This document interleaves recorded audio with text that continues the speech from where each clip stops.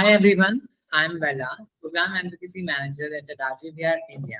Hi, I'm Sanya, CEO and co-founder of AdagioVR. Welcome back to our Pride Month special series, Queer Work and Queer Worth. In our last episode, we spoke with Dani Chetri, trans activist and founder of Bold, about leadership, representation, and the power of grace in the community work. Today, we're joined by a brilliant queer therapist, psychologist, and founder of Queer Gully, a safe space for gender expression and emotional care. We are unpacking what mental health looks like beyond binaries and how community-led healing can shift everything. Let's get into it. So, T, thank you so much for joining us today. How's your day going? My day is going pretty well. I'm excited for this podcast, but also struggling with the heat. Yeah. Okay, so just to kind of get us started, I'd really love to understand, what led you to work at the intersection of queer expression, community, and mental health? Growing up a queer person, it's been really relevant, and I've experienced what it's like being discriminated against or being in a minority. And I've seen the impact it had on me and on people who were living a similar life, like me, my friends. And I started to get curious about how our environment and the way people are treating us is impacting our mental health. So I think out of my curiosity, out of my interest, and just a general nature of wanting to look out for my people, the more community building and community work um, attracted me. I leaned into it more, and so I started Manastiti, which is my mental health organization. And I started then working more, making my specialization more into working with queer people. Not just because it's something that I relate with, but also it's something that's really um, highly in demand, highly necessary right now for us to take care of each other and for us to focus on the mental health of queer people and what they're going through. Yeah, totally. I think once you've lived the experience of being the other in any way, it's Yeah. very easy to start noticing it in other people around you. And I think it's amazing though that you didn't just sort of experience that yourself and stay in that space, but we're actually able to then use it to work with others and help others. That's really, really special. Yeah.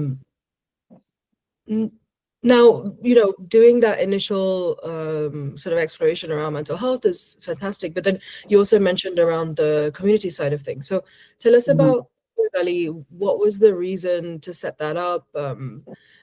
What was the need that you were trying to fulfill?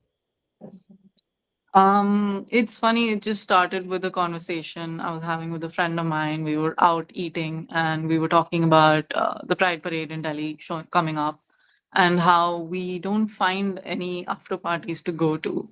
Um, because we're finding that the community, the parties, or the people who have more power right now are not very inclusive.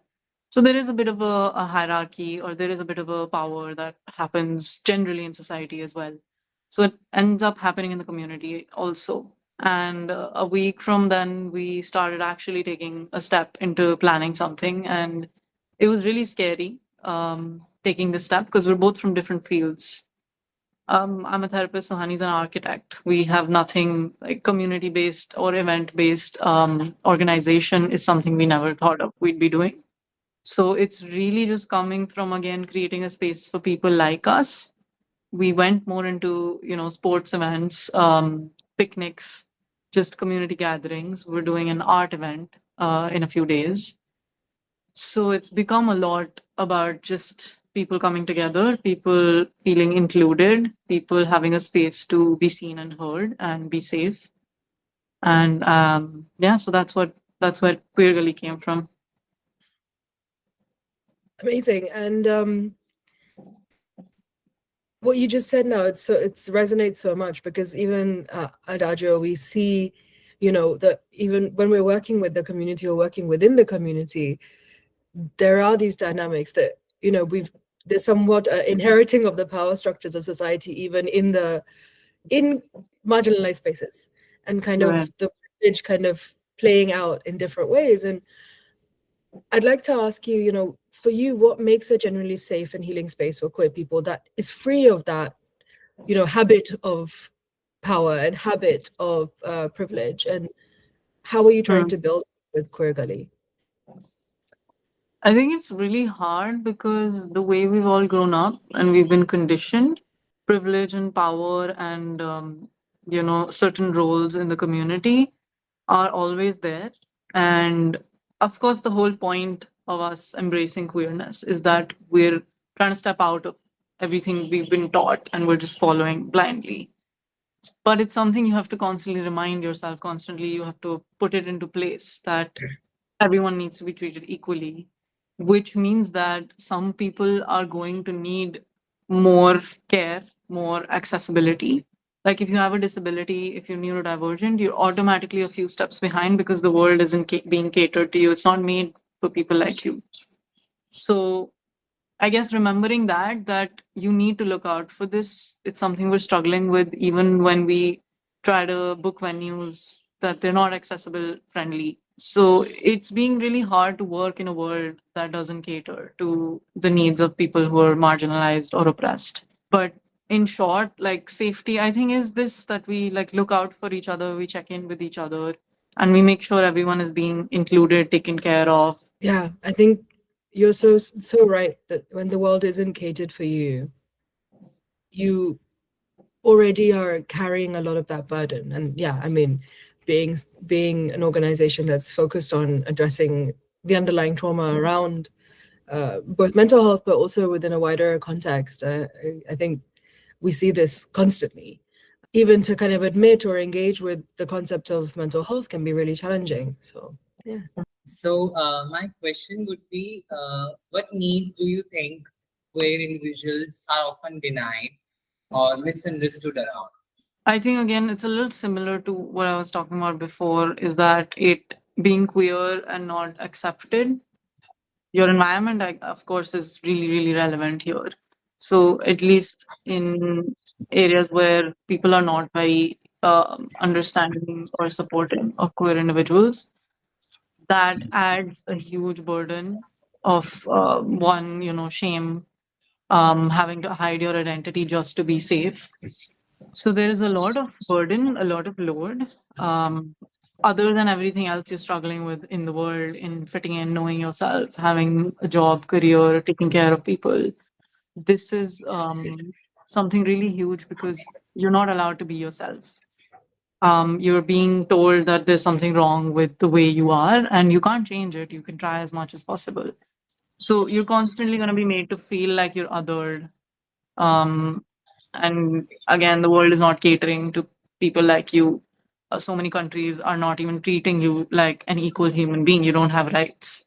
You can't marry or have a child, have a family. So many countries you can't even be affectionate. You can't show who you are. You can't dress the way you want to.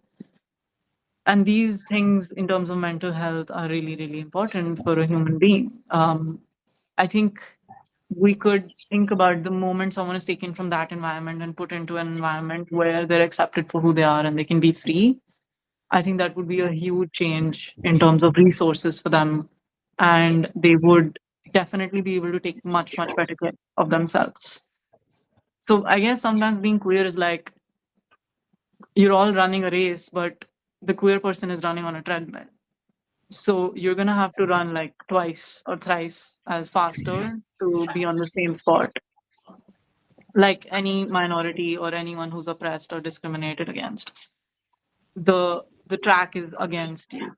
Yeah, I've also seen like my previous experiences with psychologists, and my friend shared that usually for the hormone replacement therapy, also they usually have to get those certificates from psychiatrists or psychologists, and they share that they started judging them on the basis of their representation, their presence, their dressing sense, and they judge them. They say them that you should not start your transitioning now. और जब हमने मित्र में अपना project शुरू किया था वहां पे भी स्टार्टिंग में कोई उतना ओपन नहीं होता था ना कोई बताता था एंड प्लस हमारे प्रोग्राम की खासियत भी यही थी कि that you don't need to share your exact problem.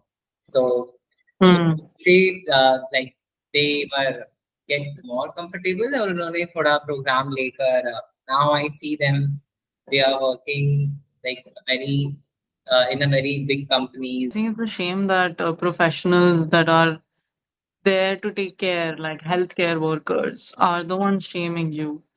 It's like, where do you go if the experts are doing this to you? It's really, really heartbreaking. And I think the fact that queer affirmative therapist is a term that needs to be used, I think it should be a given. Imagine if it was like male affirmative therapist. You, Exactly. it sounds ludicrous, actually. Yes, the sky is blue. Now let's have a conversation about what's wrong. Like, that's ridiculous. But actually, for me,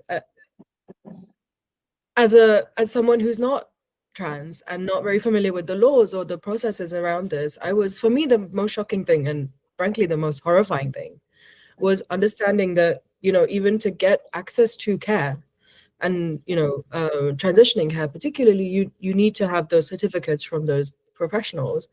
Yeah. And essentially it's a mental illness diagnosis. So I'm curious from your perspective, like, what does it do to somebody or maybe it's so accepted that it's not that, present, but when your identity, for you to be able to access your identity, you have to be labeled as mentally ill in medical. Yeah. How do you think that is affecting the community and what does that mean, like in tangible terms for people? The people who are like organizing all of this and who are in charge of the system, of course, don't understand what one goes through.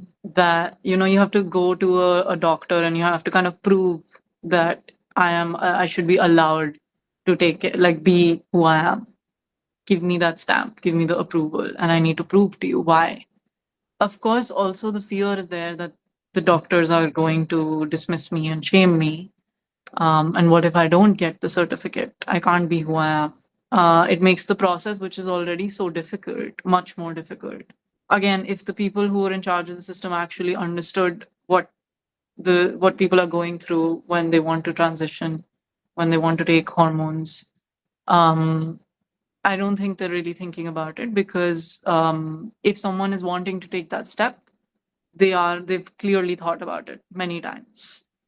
So sometimes it feels like it's just something there to halter it or to make it difficult for people to be who they are. It's counterproductive. But I definitely think that it does add a lot of self-doubt and shame and self-blame. And it definitely is another hurdle. It drives you away from accepting yourself and being truly who you are. The best we can do is, as a community, is definitely make it a little more accessible, share maybe doctors who we've had good experiences with, tell people the right spot, the right doctor, go with them, tell them how the process works so they have everything they need firsthand. I think as a community, that might make it a little safer and easier for people. And Tia, I think it's really also important to highlight this, that, when we're doing this work, it's not easy, and you're often seeing a lot of suffering and a lot of crisis and systemic errors that you can't do much about, and in the process trying to help individuals. And in doing that, how do you also protect your own mental health? I think it certainly took me a lot of years of self-work. I am very fortunate. I have a therapist of my own, and she's been like really supportive throughout. But yeah, it took a lot of work. It took a lot of figuring out and knowing myself better. I have a few I mean, I realized I'm someone who really feels at peace when I'm in nature. So I've recognized that I need plants around me. I need to have some nature walks every now and then. I need to go into the woods, into the jungle, into the mountains every now and then to recharge myself for sure. And then care in terms of community also, building my own family around my people, around the queer community, having my friends check in with me, be there for me. That has also been there. And a lot of work in just myself, taking care of me, recharging myself, and being around my people. Yeah. Amazing. And yeah, completely relate with the plant babies. Yeah. You also own a brand named Planet Clothing.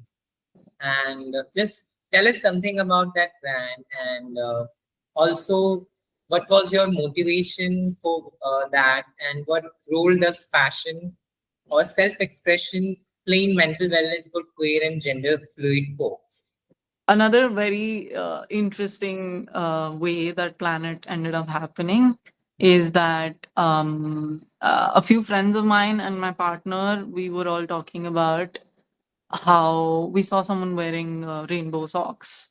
And I think my partner was like, "Oh, I want these. Where did you get them from?" And the person said, some another country. If you want to wear something that represents your identity and you want to be out and proud about it, you'll just have to spend a lot of money because there's not much happening in India to give you that choice. Yes, I was just mad about it. And I was like, this is so unfair. Queer people should be getting to have, like sports fans. You get to have a jersey of your favorite player. So you can wear it around and show it off that this is a sport I love and this is the player I'm a huge fan of. And I think sometimes, especially when you're queer and you've been made to hide and suppress yourself, it is such an empowering and freeing act to be able to wear something on your body that shows, at least to you, I mean, it doesn't even have to be showing to other people, just for you, that I'm queer and I'm going to put it all over my body. I'm going to like scream that I'm queer. You can walk by me and you'll know that I'm queer. I want people to know this. Um, but then again, I was like, I don't know how safe that is in around our country. So what I did is I decided that I worked on a lot of designs and I went with really, really subtle designs. Like the non-binary one is NB, which is just EN and then there's a B. And it takes a lot of time for even queer people to understand it sometimes. But there was this one time there was a father and a daughter and they were both buying the lesbian t-shirt which says Le Dollar Bean on it, which is another like just a reference where people don't understand what it is. And the father was asking us, the father was buying it, and the daughter was not out to him. And he was like, "What does this mean?" And the daughter was like, Don't." So we told him it's a French word. And he was like, "Okay, okay, sure." And it was a really proud moment that someone with their parent who they're not out to is able to buy the t-shirts without outing themselves. So they can wear that and they can feel proud about it. And at the same time, they don't have to feel like they're in danger. Like some person will understand what this is and I'll be in danger is not something you have to worry about.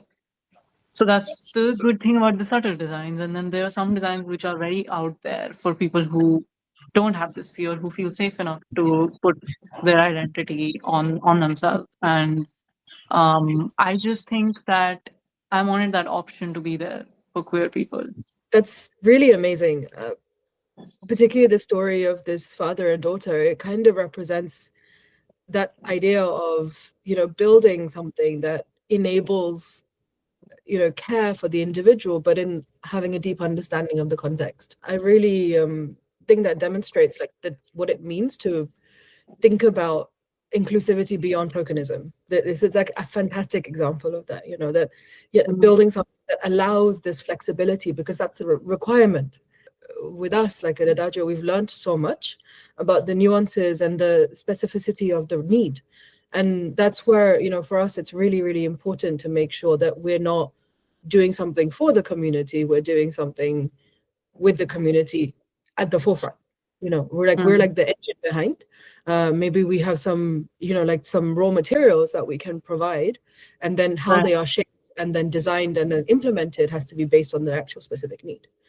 Now, we find that that's pretty unique for us. But I'd be curious to understand from you, like particularly in the fashion industry, that you're, have taken this foray into, but even in well-being, do you think that true inclusivity that is this nuanced and is this contextually relevant, is it there? Is it slowly beginning, or do you think tokenism is still really prevalent and still a big challenge? I guess I would say that there's a little bit of both happening. When when someone genuinely is there for the community and is trying to work for the community and not just for their to, get their benefit out of it. A little bit of time and experience spent with a certain organization, and you can tell if they actually want to help or if they're just there to take advantage of the situation. That is definitely there. Tokenism is definitely there, but I think there are also a lot of organizations that are people who are queer themselves and who have actually understood, who are coming from learning through the troubles and who are trying to create some ease for other people as well.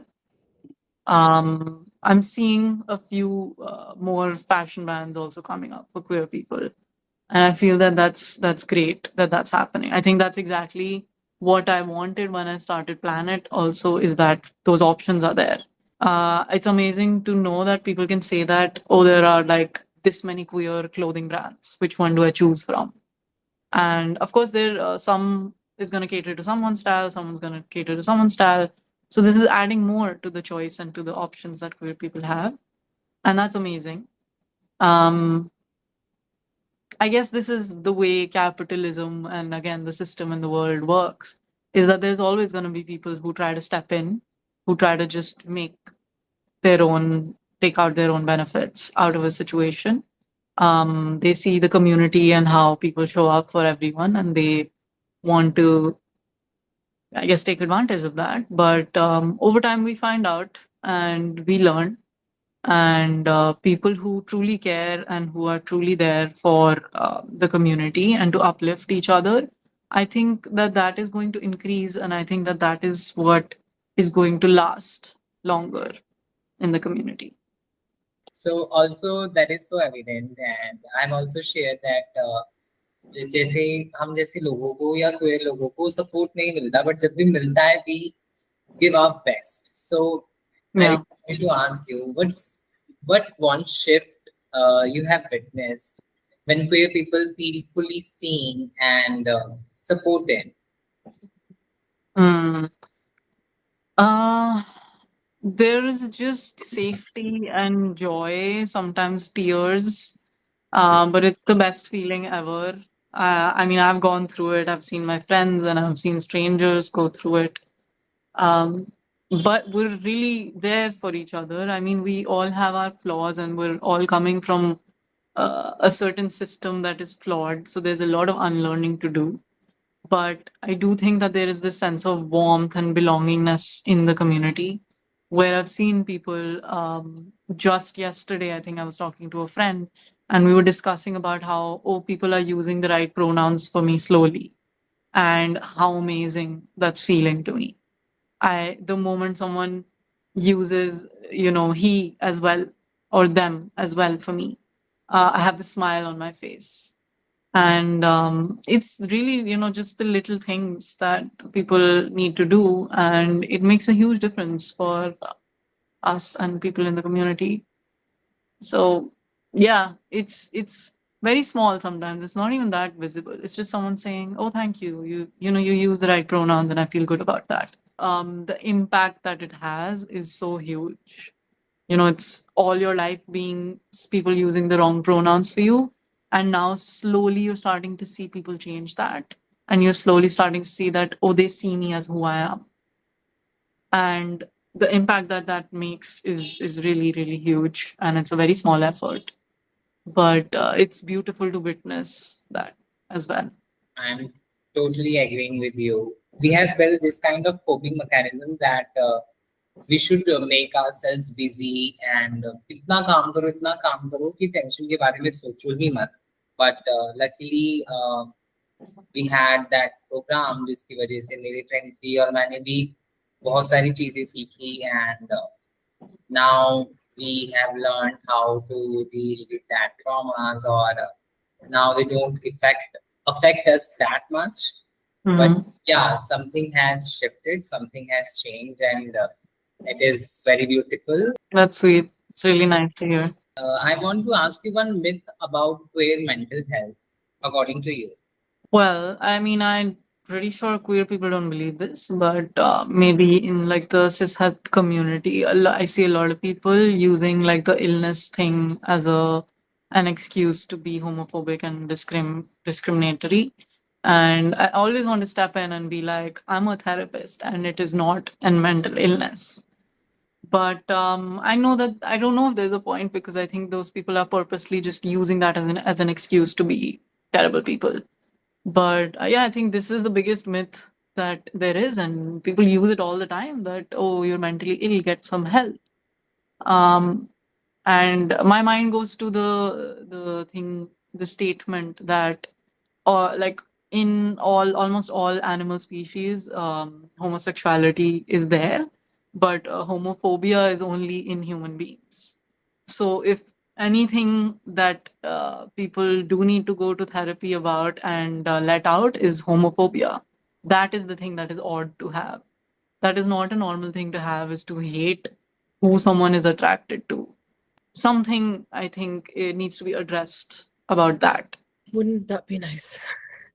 uh, I think, yeah, just sort of ending the questions part of this, and I think maybe you've just shared it, but what is the one hope that you carry for the future of what queer mental health looks like in India, and what you hope will change?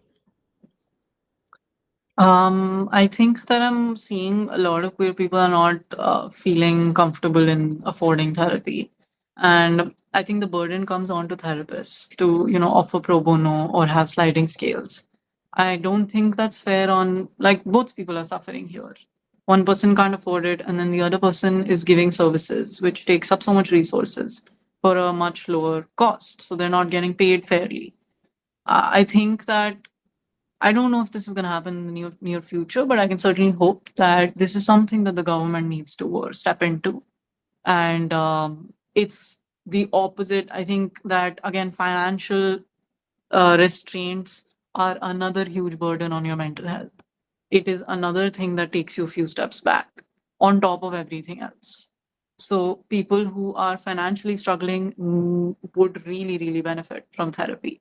It's not fair to either people. So I really think that I wish that the government would step in, but seems like they're reducing the budget on mental health. So it's going the opposite direction.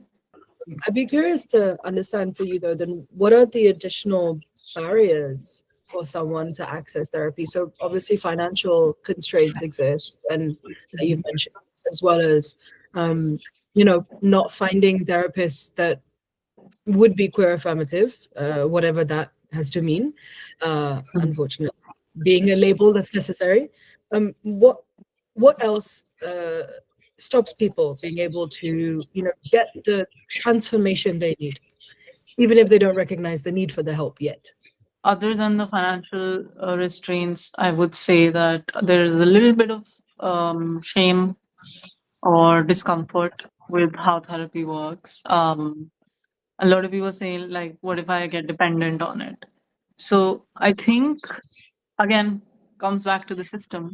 If this was something that was introduced a little early on, maybe in school, in the education system, I don't know, like a 6-month course on emotions and co-regulation and what therapy is, how does therapy work? Because a lot of people still don't know that. I think it's still a pretty new concept, and the whole taboo about, oh, only like something's wrong with you if you're taking therapy.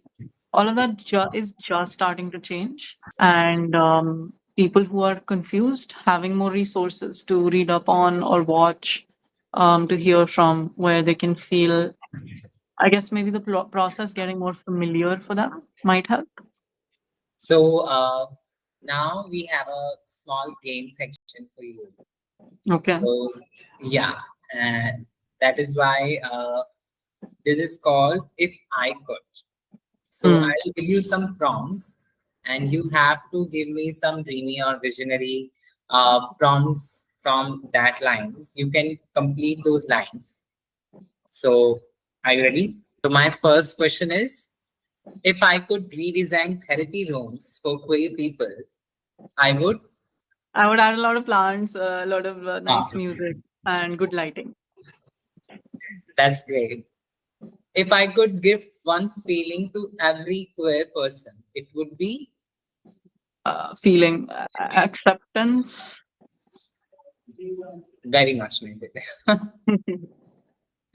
If I could change one law overnight, Rights, like equal rights for everyone. if I could write a letter to my younger self, I would say to not be so scared, and just believe in yourself. that's great. Thank you so much. Thank you. This was fun. Thank you so much, T. That was a very honest and deep conversation. It's amazing when we're able to really draw out the core reality that is faced by queer people, both in their life, at work, at school, with their friends, and a lot of what you mentioned about acceptance and getting that validation for who you are is something that was really, even last week with Rudrani, that was really a focus as well, that rejection is such a core part of your experience as a queer person, that you are glad to receive anything. And even if that thing is painful, dangerous, or, disrespectful of who you are. So the fact that, that's where we started the conversation. And today we've really talked about acceptance being the opposing side. And that's really what drives that well-being and that growth. And clearly for you, you've used that to create space for others in a really beautiful way. So thank you for sharing and for doing what you're doing. It's really important and needed. And I'm so curious to see the collection of your brand as well. That's so beautiful. Thank you. Do you have any questions or anything that you want to final words before we finish off? No questions. I think I'm just glad to be doing this. Hang on to the people who are there for you and who care for you. Community is really important. So make friends or make that community. It takes time and it's hard, but it's not impossible. I think I was there a few years ago where I was really struggling with feeling lonely. So yeah, stick with your people, and you gotta let yourself be loved, and you gotta let yourself love people around you. And I think that makes everything, no matter how hard your situation is. I think it definitely helps to have people and support. Thank you so much, T, for being to our podcast, and also regarding to the viewers also. If you love this episode, please send it to someone who needs it. And stay tuned for our next one, where we will be explore queer joy and resilience with another incredible change maker. The acceptance comes through people sharing their story and others finding relatability, and it hopefully is part of that healing journey for each person. And that's really what we're about at AdagioVR, and I'm really happy to have building a community of others, of other organizations and other change makers who are doing the same. So it's a pleasure to speak to you, T. Thank you for your time, and Thank you. see Fran.